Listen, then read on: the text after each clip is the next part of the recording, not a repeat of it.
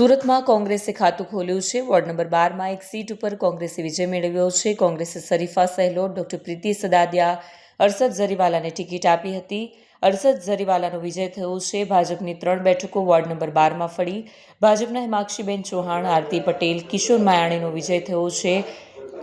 સુરતમાં કોંગ્રેસે ખાતું ખોલ્યું છે। વોર્ડ નંબર 12 માં એક સીટ કોંગ્રેસે મેળવી છે।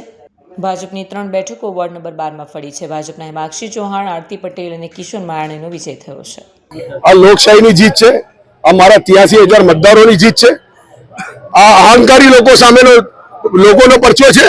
આ અહંકારીઓનો જવાબ છે જે લોકો એમ કહેતા હતા કે કોંગ્રેસનું ખાતું નહીં ખુલે। આ તો કોંગ્રેસ પક્ષ એટલે ફિનિક્સ પક્ષીની જેમ છે, એની રાખમાંથી બેઠી થઈ છે। ફરી એકવાર આ તો એક શરૂઆત છે। આ સુરત મહાનગરપાલિકાના સત્તામાં અમે કબજો કરીશું ને આવતું જે વિધાનસભાનું ઇલેક્શન છે એમાં બી અમે કબજો કરશું।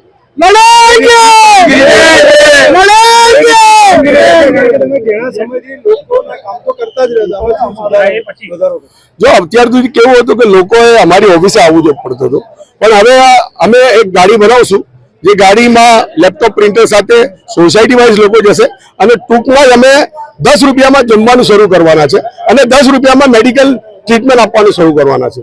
એટલે પ્લાન તો ઘણા છે। આ લોકોએ જેટલા વિકાસની વાત કરી છે એ કંઈ કરવું નથી એવું નથી। કોંગ્રેસ જ વિકાસ કરે છે અને અમે વિકાસ કરશું।